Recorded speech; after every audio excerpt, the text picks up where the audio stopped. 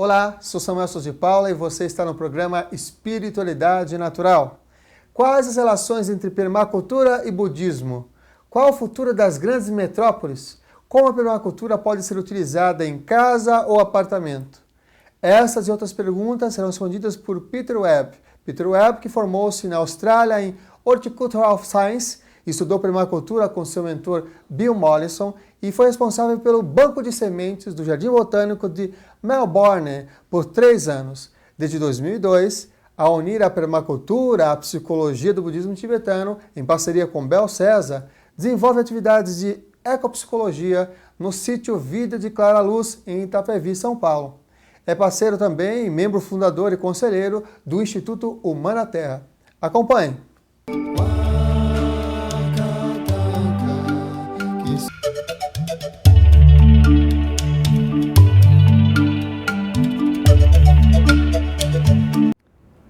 Eu vejo o ser humano como parte do planeta Terra. Nós fazemos parte assim da mesma coisa. Então, o ser humano, assim, ao longo do tempo que a gente está vivo, assim, a gente vai descobrindo elos do contato entre nós e o planeta. Acho que é uma das grandes complicações para o ser humano é quando ele se acha separado da Terra, porque aí perde a capacidade de se retroalimentar pelo aquilo que está no dia a dia, assim, está por todo lado. Então, o ser humano com o planeta Terra é a mesma coisa. O ser humano é fruto do planeta Terra para mim, assim. Aí, como fruto, é interessante porque acaba atraindo outras pessoas, assim, tipo, atrai, assim. Então, a gente faz parte da mesma coisa.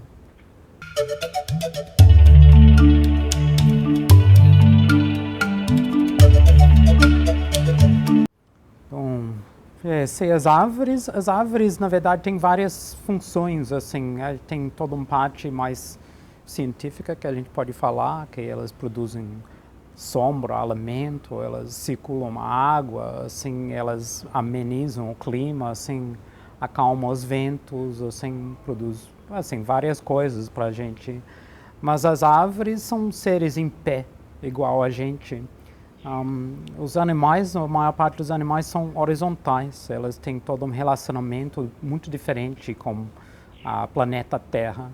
Aí as árvores, assim, de certa forma, elas estão num processo de comunicação do invisível é visível o tempo todo, assim, que elas pegam debaixo da terra e elas estão circulando essa água, essa umidade, então elas são responsáveis por movimento e comunicação, assim, além do fato que elas agregam seres com elas. Então, a gente pode ter um relacionamento com elas, assim, mas a natureza que existe antes do ser humano aparecer como uma espécie biológica, as árvores já têm uma série de relacionamentos muito intensos que envolve, assim, outras plantas, animais, insetos, assim, mesmo, assim, seu corpo em relação ao sol, assim, depende em relação à luz e sombra. Então, árvores também elas têm vidas longas, que tem a ver com o ser humano. Assim, a gente tem uma vida aqui que vai desenvolvendo como se fossem nossos galhos, assim, cada ano a gente estica um pouco mais, assim, de repente, aí as árvores são mestres nisso, assim, na verdade, assim, se a gente quer aprender coisas a respeito da gente, a respeito de relacionamentos, contato, fluxos energéticos, assim, as árvores têm essa capacidade de ensinar a gente. Então, não é só oxigênio, não é só chuva, assim, não é só solo, assim, não é só frutas, essas coisas que são óbvios, assim, mas o ser humano tem uma profundidade a mais que pode compartilhar. Aí, muitas vezes a gente consegue sentir isso quando a gente coloca as costas junto com o tronco de uma árvore.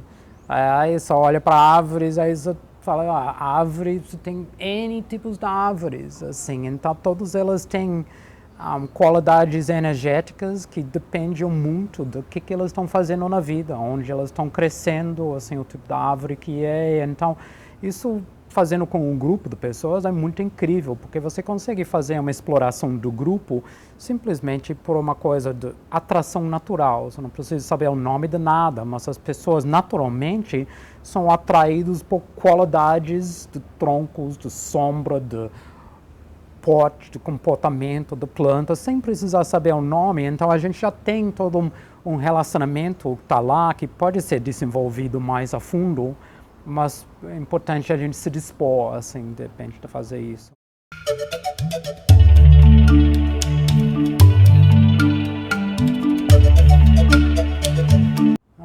Bom, árvore, tipo, às vezes a gente pensa que a cirurgia tem a ver com a gente, assim.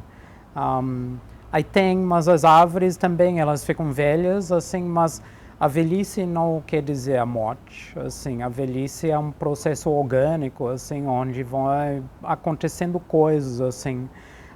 Aí as árvores, elas ficam podres, assim, aí ficam descontrolados no seu crescimento por fatores energéticos. Aí tem, de novo, a similaridade com o ser humano é incrível, assim, mas por causa de quebras em fluxos energéticos das plantas, que podem envolver a raiz encontra com pedras embaixo da terra, ou encontra com fluxos da água embaixo da terra, ou ser atingido por raio, ou ter complicações com a vizinhança, assim, de repente. Aí tem processos, como se pode falar, perversos que entram nas árvores. Aí elas reagem simplesmente falando, de repente esse galho não serve mais, ela não está rolando mais a energia para sustentar esse galho.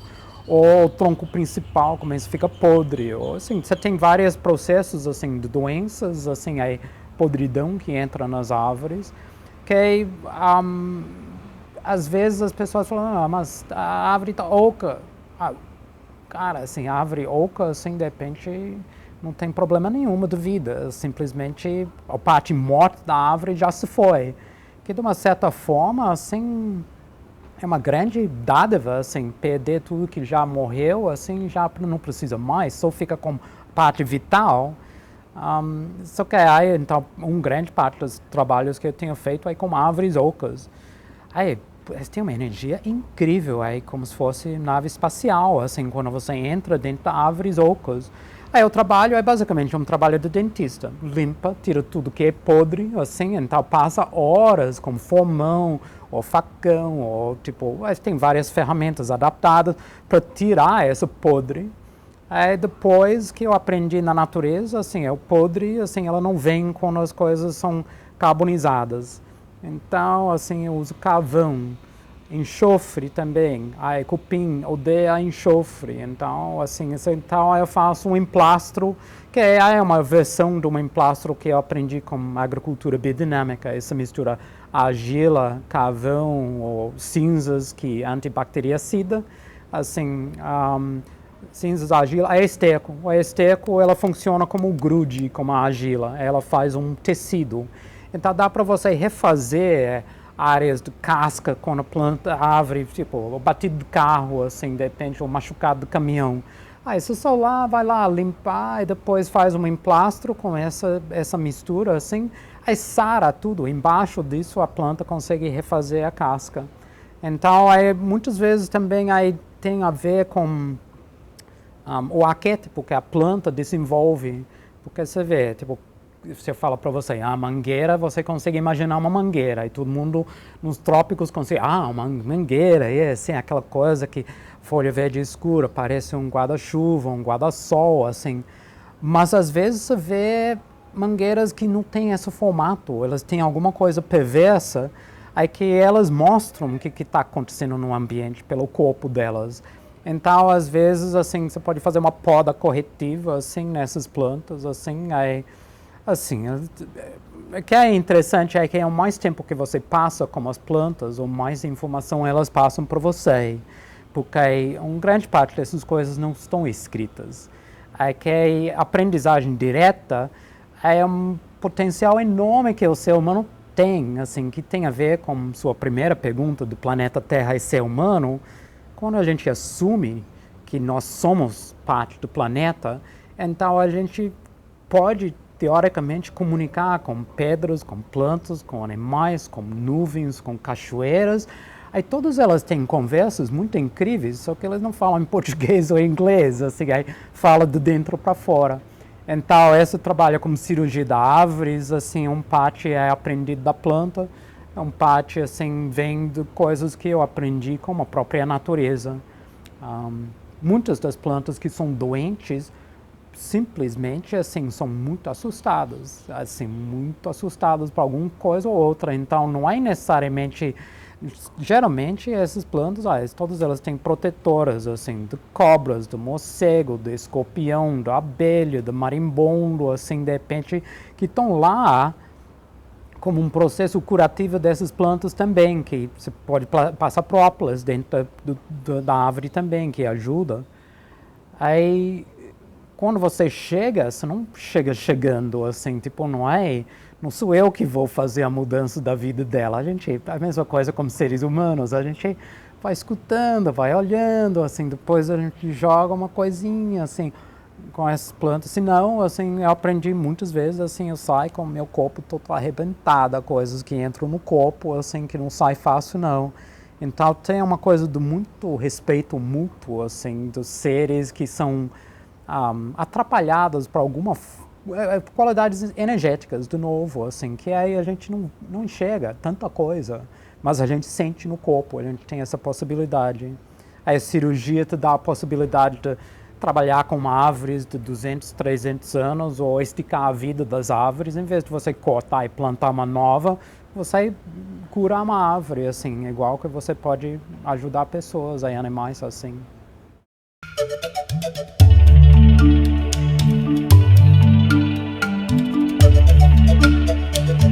Olha, é uma coisa muito incrível. Bom, o ano passado eu tive o luxo, ano passado, eu trabalhei no Bienal de São Paulo. Tinha uma mesa no Bienal que foi um convite de uma artista nigeriana. Aí ela falou, eu preciso de alguém que fala com as plantas. Aí tem várias pessoas falando, não, você tem que falar com o Pete, tem que falar com o Pete. Assim, aí tipo, a gente se encontrou, a gente se gostou muito. Aí tinha uma mesa que era basicamente do musgo, aí umas samambaias, plantas que podiam crescer durante 3 meses dentro do Bienal, sem sentir muito.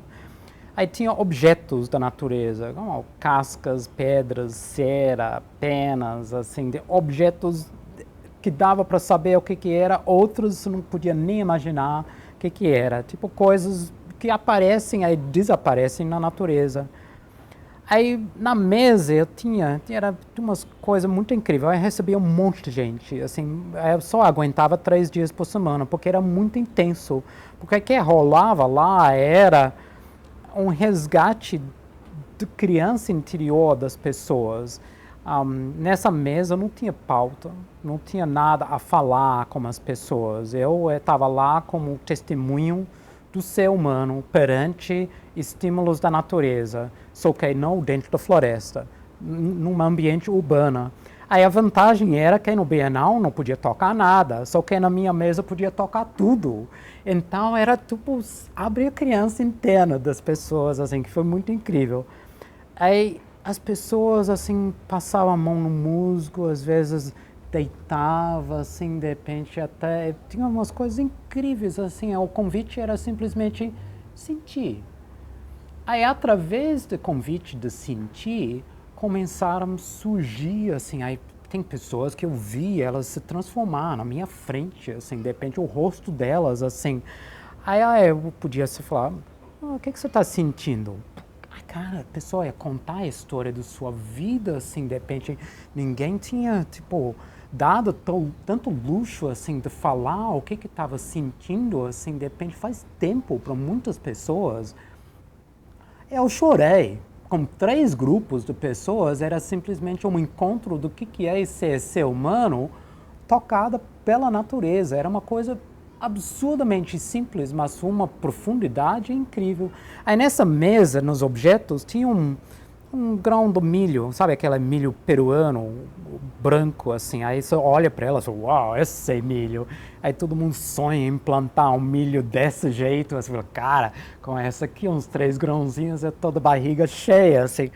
Só que dá no Peru, não dá aqui, assim, de repente. Aí tinha esse grãozinho de milho na mesa. Aí, num dos centenas de grupos escolares que passaram lá, tinha esse dia tinha um grupo escolar que estava lá, era uma bagunça, crianças de tipo 12, 13 anos, blá, blá, blá, blá, blá, mexendo, tocando, jogando coisas assim, aí eu lá, assim, só respirando fundo, assim. Aí tinha um menino, uma menina super quietinho no grupo, assim, enquanto estava essa bobulho rolando, assim, os dois lá olhando, pesquisando, tocando, assim. O menino, assim, pegou esse grãozinho de milho, ele falou, na minha terra, a gente faz uma sopa incrível dessa aqui, esse choclo. Aí ele falou com tanta autoridade, assim, aí eu fiquei, de onde veio essa voz? Quem é esse menino? Aí, de repente, uma menina do lado, aí ela era paraguaio, assim, tipo, de linhagem, olhando para ela e tinha sangue do Guarani, assim. Aí tinha uma outra menina do lado, aí olhos dela brilharam, assim. Ela falou, a gente também tem esse milho, assim.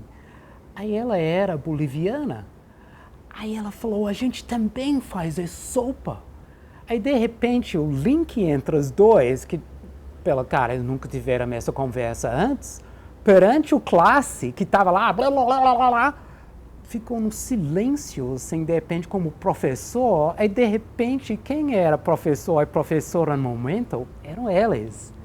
Eram eles, assim, aí tinha esse orgulho da linhagem deles, de um menino que tinha linhagem do Guarani, uma menina boliviana, contando a história de um grão de milho, assim, cara, para mim foi muito forte, assim, trouxe lágrimas, ainda toca profundamente, que a gente nunca sabe quem as pessoas são, a gente nunca sabe as histórias delas, aí quem está lá, a Terra, com trilhões de estímulos diferentes, em lugares diferentes, em momentos diferentes, aí a gente aproveita quase zero disso, assim, aí tudo provoca, aqui hoje em dia trabalha com Bell com ecopsicologia. A gente usa essas qualidades ambientais para mexer as emoções das pessoas. Então, isso foi uma coisa muito forte, assim, da humanidade com a Terra, assim, mas foi na cidade, foi dentro do Bienal, mas era tipo uma natureza móvel. Depois disso, me deu vontade de ter um caminhãozinho cheio de objetos do Brasil inteiro, assim, só para ir nas escolas, abrir as portas e falar, entra aí, experimenta essas coisas, porque as pessoas não sabem as coisas do Maranhão, do Tocantins, da Bahia, do Rio Grande do Sul, assim, depende, porque tocar e mexer, e chacoalhar, e cheirar, é diferente de tocar na tela e arrastar. Isso não faz uma ligação para o ser humano, mas a memória que está na matéria, bom, mexe profundamente, assim, de repente. Então, isso foi muito legal.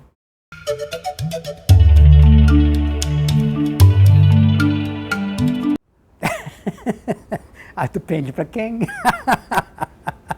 Se você está precisando andar com o seu carro, talvez petróleo, assim, se você está precisando matar a sede, talvez água. É claro, água, assim, você vê a água, tudo no planeta é água. As plantas, os animais, as pessoas, nosso corpo é quase toda água, assim, depende. Então, é claro que a água é mais importante, assim, depende. Só que a gente se engana, assim, depende por pouco, assim, é.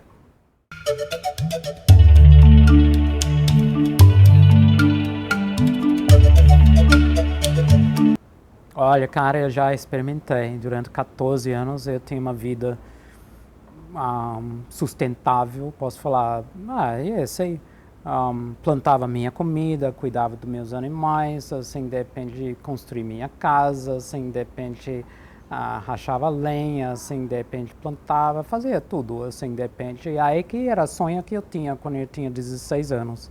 Só que eu achei que ia fazer na Austrália, mas eu vinha fazer no Brasil, nas montanhas em Minas. Aí é fácil, assim, de repente aí tem uma metodologia, tem uma estratégia, tem um dia depois do outro, assim, de repente você acaba não viajando, assim, aí você acaba não gastando tanta grana, aí você começa a ter mais comida do que você mesmo consegue consumir, assim. aí começa a ter terra boa, aí você consegue ter animais saudáveis, então fazia um resgate da terra, dos animais carneiros, vaca, burro, cachorro, assim, mas também dos onças e os macacos que tinham no pedaço também, que fazia parte do trabalho que estava fazendo com a agrofloresta, assim. Mas uma das coisas que não tinha contado lá era que chegou no ponto que não cabia dentro a sensação de riqueza. É que você aprende tanta coisa em contato com a natureza que você precisa compartilhar. Aí o ser humano é feito para compartilhar. Aí tipo, é isso que a gente está fazendo aqui. Aí, quando eu vim para São Paulo, morar em São Paulo, eu era bicho do mato, não sabia como comunicar com as pessoas. Não era português, era, pô, cara, quem é essa pessoa? Como que... Animal era fichinha, assim, planta, cachoeira, tava na boa, assim. Mas ser humano, cara, era um enigma total, assim. Então, o sustentável, assim, de repente, assim, dá para você atingir isso. Só que não é autossustentável. Você chega num ponto onde você simplesmente, assim, o tempo todo a gente precisa planta, a gente precisa do animal, a gente precisa da água, a gente precisa abrigo. Então, sozinho a gente não tá nunca. Mas o desdobramento dessa experiência, assim, para 14 anos foi, o cara, eu preciso de gente, eu preciso compartilhar. Aí eu comecei a ir para as faculdades do interior ensinar exatamente para a galera que estava a fim de saber coisas que na faculdade não ensina, mas que tem essa parte energética da natureza que existe, é muito real, só que você não aprende em livros, não tem como descrever, assim, você consegue vivenciar em conjunto, você consegue despertar nos outros, ou ter despertado em você, mas então autossustentável existe, só que é diferente do que a gente imagina. A gente depende muito mais do outro ser humano do que a gente gostaria de pensar. Porque eu sempre tinha nojo do sistema capitalista, ainda não concordo com esse sistema que a gente tem e tudo, mas no meio é feito de gente. Agora, morando na cidade, que estou aprendendo que sustentável na cidade também dá para ter, só que aí todo mundo tem que conversar, todo mundo tem que ser honesto, tem que ser transparente. Aí as pessoas têm essa raiz dentro delas, só que não é isso que as pessoas estão perguntando, não é isso que as pessoas estão convidando para sair. Então, eu brinco na cidade com as pessoas, aí eu vou convidando as pessoas a serem mais normais, aí de trocar sorrisos, aí conversas, assim, aí ser normal, aí também funciona super bem. Então, a cidade pode ser sustentável também, mas depende do relacionamento entre as pessoas.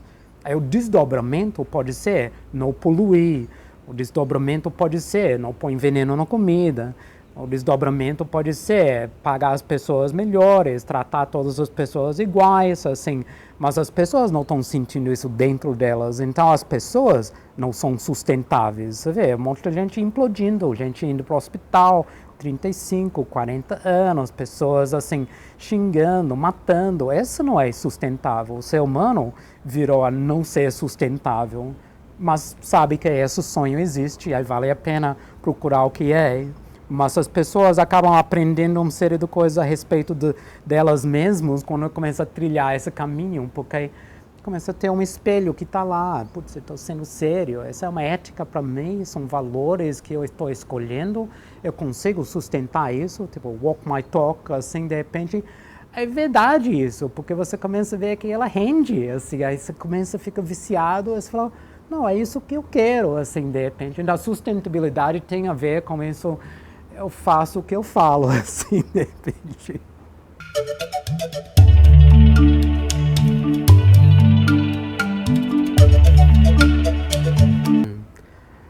Bom, os dois se baseiam em verdades, assim, depende, não dogmas, mas verdades que podem ser experimentadas, assim, depende. Os dois desafiam as pessoas a falar, experimenta você. Se dá certo para você, faz. Se não dá certo para você, não faz. Então, isso já me atrai, assim, de repente, porque, tipo, tem pouco tempo na minha vida que eu trabalhei para patrão, assim, eu sou autônomo, assim, de repente, aí, verdade, eu acho que as pessoas criam. entre elas, particularmente quando se juntam, assim, eu posso ficar preso com minha verdade, assim, de repente, mas na hora que eu compartilho com outras pessoas, a gente tem a possibilidade de criar a verdade. Aí ninguém conta isso pra gente na escola e na universidade, assim, nem na sociedade, ninguém está querendo que a gente vai criando verdades. Então, a permacultura está envolvida com isso. Vai lá, faz sua casa, mete a mão na terra, assim, de repente, vai lá, limpa, cata a água do telhado, o que você vai fazer com essa água agora? A água está pura, vai plantar inhame, batata doce, pitanga, bambu, jabuticaba, assim, de repente, você começa a viciar nessas coisas. O budismo, para mim, é o mesmo papo, assim, você começa a ver que tem interdependência, está tudo interligado. Aí, permacultura, a gente fala a mesma coisa, está tudo interligado, só tem um lugar para tudo, assim, de repente. Aí o budismo fala pro cara, mas é impermanente, nada fica igual, assim, de repente, aí, na permacultura, assim, que às vezes as pessoas ficam travadas com essa palavra permanente, mas permanente é uma... A permacultura é baseada em cima de ética e valores. Os éticas e valores são permanentes, assim, depende, depois que você estabelece elas como meio de conversa, o processo criativo é individual, aí depende do ambiente, depende das pessoas que estão envolvidas, depende se elas estão com tesão hoje ou elas estão cansadas, depende, a criatividade depende desses fatores. Aí o budismo fala, pô, cara, se a gente depende da criatividade, aí tem essa energia boa dentro da gente, por que a gente não passa um tempo cultivando isso? Para a gente sempre ter tesão, ou quase sempre estar de energia boa, porque quando você está de energia boa, você começa a enxergar coisas, começa a intuir, ser mais criativo, ser mais amorosa, mais paciente, mais generosa. Aí a gente sabe que essas qualidades como ser humano vão longe. Então você fala, cara, tem uma sabedoria incrível nisso. Aí você começa a sacar, bom, então, meditar, sempre falar, meditar para pessoas é diferente, não precisa ser sentado no chão com as pernas cruzadas só. Assim, as coisas os momentos da atividade que faz com que você consiga perceber o fluxo da sua mente são muito valiosos para a gente, porque, assim, ajuda a gente a se conhecer. Aí, através desse se conhecer, eu vou saber se meu barato é construir, ou meu barato agora é plantar, ou meu barato agora é cuidar das crianças, ou meu barato é organizar a sociedade para vamos fazer festas, aí depende de organizar essa rede interdependente. Então, permacultura e budismo, para mim, ambos elas trabalham com processos vitais de seres vivos, assim, de repente, seres inanimados. A base do budismo que eu sigo, o budismo tibetano, assim, é xamânico. Aí tem as raízes no Tibete, assim, onde fala dos 5 elementos. Os 5 elementos eu uso permacultura hoje em dia como uma ferramenta para as pessoas terem contato com os elementos, porque no dia a dia a gente tem, mas assim, é mais oculto, assim, a gente nem pensa no elemento fogo quando a gente está cozinhando arroz no fogão, mas é elemento fogo. Aí, na hora que a gente começa a ter contato com esses elementos de novo, mas de uma forma aberta, como irmã, faz parte de mim, assim, sou eu, os 5 elementos, aí eu começo a poder aprender de tudo. Aí o budismo tem o mesmo papo, assim, fala, não, assim, depende do Dharma, assim, só vive sua vida plenamente e você vai ter espelhos, tipo, até o fim da vida, você vai ficar tendo coisas aí mesmo, assim, depois vai se reciclar, aí vai renascer, assim, de repente, aí você fala, cara, eu estou fazendo isso com minhas alfaces, eu estou plantando, guardando semente, plantando de novo a semente, nascendo, estão ficando mais saborosas, mais bonitas, mais resistentes, eu falo, cara, é incrível isso, assim, então, começa, assim, tirar fora dos livros, dos conceitos, aí viver ela.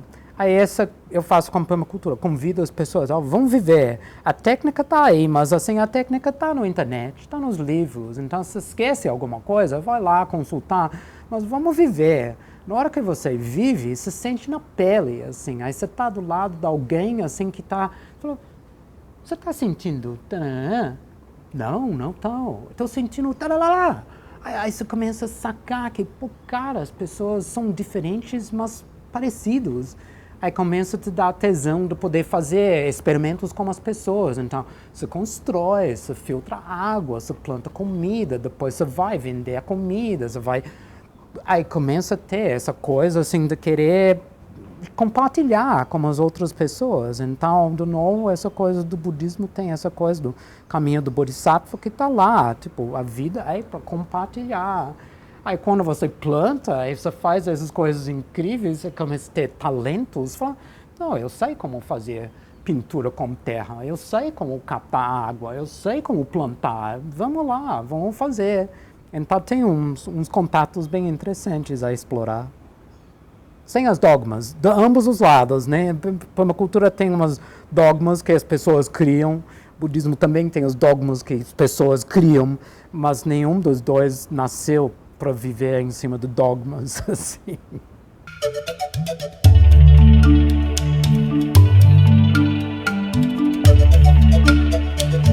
Tá, assim, a permacultura, assim, ensina você a relacionar coisas, a trabalhar com relacionamentos, assim. Então você começa a sacar que está gastando muito tempo, assim, de repente lavando as louças, porque cada vez você tem que pegar o detergente que está aqui, a bucha que está no armário, assim, de repente o secador da louça está... Assim, você começa a ter uma coisa de proximidade. A permacultura trabalha muito como um planejamento, assim, de sistemas. Então, tudo que você precisa para lavar louça ou para cozinhar, assim, ou no seu quarto ou na sala, tudo tem um tipo de relacionamento com isso.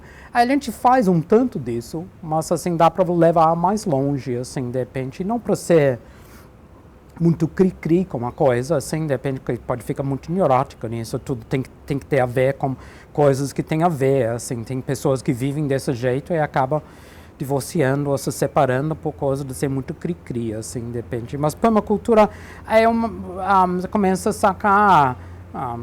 quando você tem contato íntimo com cozinhar, assim, preparar a comida, você vê quanta comida você está jogando fora, quanta coisa fica na geladeira mais tempo do que é saudável, assim, de repente você começa a sacar que talvez tem pouca vitalidade em sua comida que você está comprando, aí você começa a querer fazer brotos ou sucos verdes ou coisas assim, de repente, ou você começa a ter mais interesse em agregar algumas coisas, assim, tipo, aí começa a ter muito resto de comida indo para fora. Você fala, putz, cara, assim, será que postar isso para galinha, para cachorro na cidade? Não, assim, de repente, mas aí você pode criar minhocas, assim, ou você, tipo, tem muitas pessoas que já estão fazendo isso. Ou, assim, moram num prédio, assim, aí começa a passar uma conversa no síndico, assim, as outros moradores, assim, para ter uma composteira, tem umas ervas, aí não precisa comprar, de repente tem umas ervas plantadas lá em frente do prédio, porque elas são bonitas também, só que aí dá para usar elas para fazer chá, tempero, essas coisas todas, assim. Começa a ter consciência da quantidade de água que você gasta.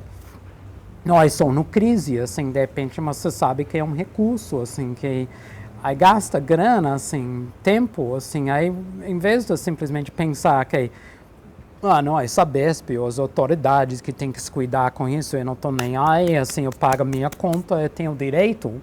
Esse é um processo meio arrogante, assim, na permacultura você começa a ver que você pode ter responsabilidade para você, assim, para você, o relacionamento com as pessoas, começa a prestar mais atenção nas pessoas, as qualidades, as emoções das pessoas, aí ver que tem momentos certos que dá para falar certas coisas, assim, que, assim, é uma forma de pensar na fluidez dos processos, em vez de ter tudo compartimentalizado. Aí gostar ou não gostar, todo mundo tem uma educação, não importa, Austrália, Brasil, Rússia, tudo compartimentalizado, tudo com nome, tudo separado. Então, a permacultura ajuda você a flexibilizar esses limites aparentes, assim. Então, dentro de um apartamento, você pode fazer. É um pouco mais difícil porque você não tem contato com o verde ou certas facilidades, assim. Aí pode colher a água do ar-condicionado, aí usa ela para regar as plantas, assim. Você pode ter plantas no ambiente que ajudam a diminuir o problema com as ondas eletromagnéticas que vêm dos torres de transmissão que está à frente da sua casa. A planta faz isso facinho, assim, depende já, tem um monte de pesquisa a respeito disso, mas você tem que saber como cuidar da planta. Então, você começa a entender um pouco a respeito da planta, para elas serem suas amigas, aí elas começam contato com planta, aí animal, aí outras pessoas, sempre, o tempo todo funciona como um espelho para te ensinar mais alguma coisa.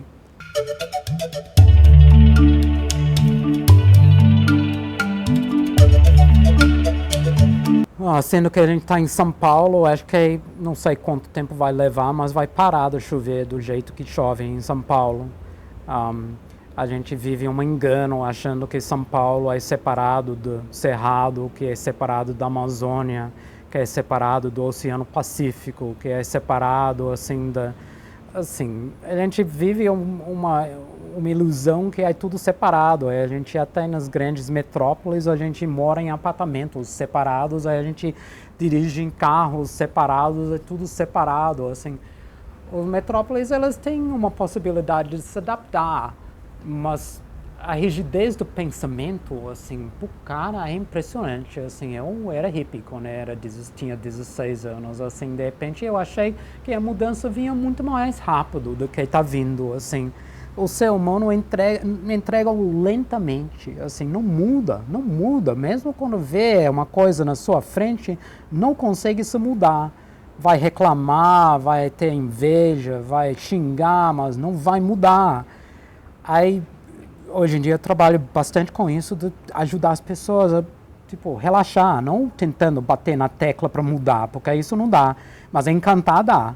Então, vi o caminho do encantamento, dá para chegar lá.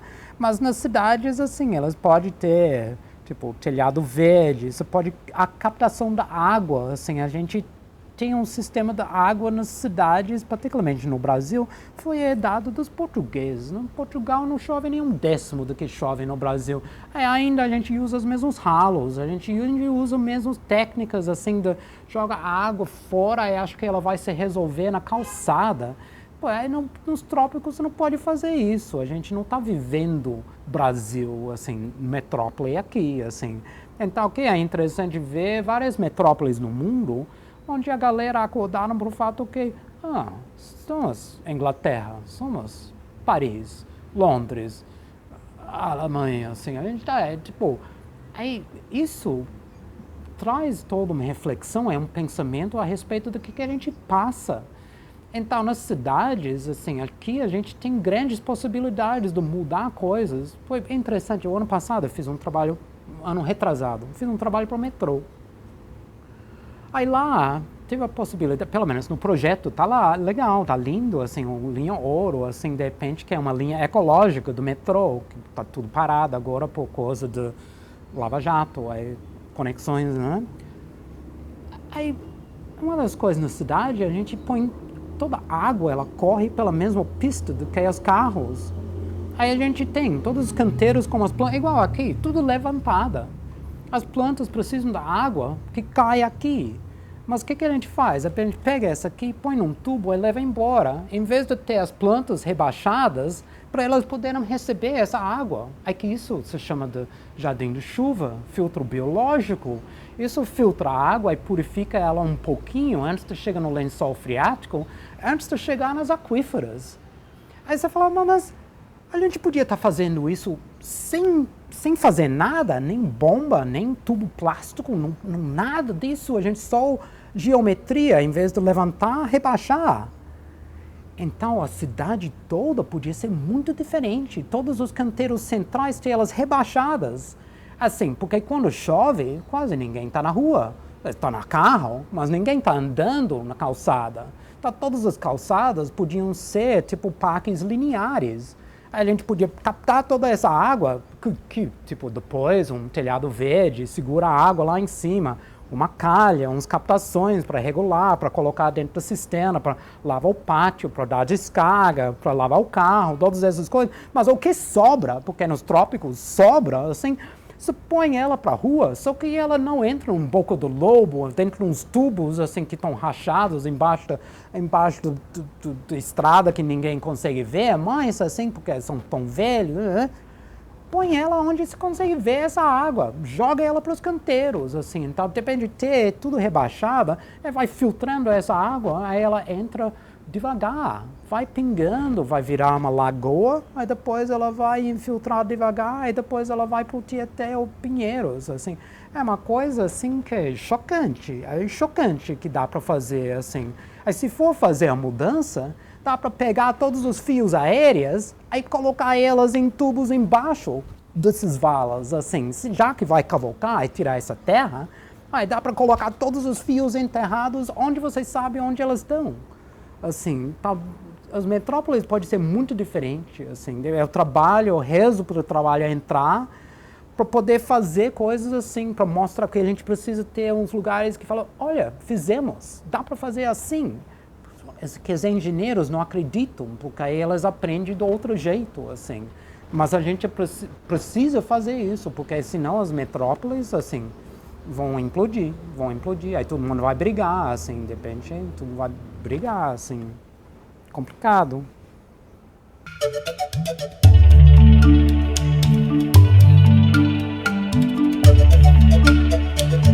E talvez, assim, só para agregar, as metrópoles, eu acho que em São Paulo a gente tem uma grande chance de fazer umas coisas um pouquinho diferentes, porque a gente tem uma periferia onde tem uma galera que ainda planta, pessoas que têm esse dom, capacidade, e assim, elas fazem por paixão quem planta, porque grana mesmo, assim, o preço da comida é controlada desde a Segunda Guerra Mundial, o preço da comida é controlado já faz muito tempo, assim, pelo sistema capitalista. Mas tem essa cinturão verde que depende, assim, se a cidade não pode ter tanta produção de comida, assim, que pode produzir um tanto de ervas e temperos, mas comida não dá para produzir na cidade, é mais complicado, assim, não tem espaço o suficiente. Aí valorizar o fato que essa galera mora na periferia, aí elas têm o dom de cultivar, o amor para plantas e animais, aí a gente precisa de um cinturão verde que consegue captar a água, infiltrar a água, assim, de repente reciclar a água de volta, assim. Aí essa galera sabe produzir comida orgânica, que até 40 anos atrás todo mundo fazia orgânico mesmo, assim, de repente no Brasil, assim, de repente era assim. Então a gente tem uma grande possibilidade de fazer um vínculo da periferia e campo com essa metrópole. Simplesmente porque a gente é Brasil, assim, aí começa a ter pessoas que recebem um preço digno para produzir uma coisa que a gente precisa consumir na cidade, porque eu não consigo produzir para mim. Aí essa periferia está lá, só que todo ano ela passa por pressões da especulação imobiliária. Aí não é tarde demais ainda, a gente tem aqui perto, Cotia, Itapevi, assim, de repente, Vargem Grande, assim, tipo, para esse lado. Tem Parelheiros, aí toda aquela turma para lá, assim, de repente. Aí só em vez de ficar fazendo a mesma erro, vez de novo. Lembra, quem tem que mudar a realidade no Brasil somos nós que moramos no Brasil, assim. A gente não pode fazer as coisas aqui o jeito que você faz na Inglaterra, na França, na Alemanha, assim. Aí, mas São Paulo, Brasil, a gente tem uma capacidade incrível de inventar coisas que o resto do mundo pode vir aqui para ver como a gente faz. Porque aqui ainda tem pessoas que gostam da vida, que gostam de outras pessoas, assim, que conversam, gostam do carnaval, futebol, churrasco, assim, de repente, festa. Então, começa a aproveitar dessa periferia e valorizar a galera que mora lá. Elas não são filhos e filhas de escravos mais, assim. Elas são pessoas que têm o dom de produzir comida orgânica. Isso não é fácil, não, assim, de repente. Então, a gente podia melhorar muito o relacionamento dessa periferia e conservar essa área como uma área de produção de comida. Em vez de virar tudo condomínio, assim, lugar de férias, de pessoas, assim, de repente é melhor para a cidade, para a metrópole, assim, se esse lugar fica. Eu sei que é um pouco fora de pauta, assim, depende, mas assim, eu acho uma coisa interessante considerar, porque as mudanças dentro da metrópole podem ser feitas, mas depende da boa vontade, depende da coragem, assim, depende de fazer. Vez de novo, eu tento com a prefeitura, com o governo, aí é sempre um impasse, mas a gente tem que fazer alguma coisa nova já.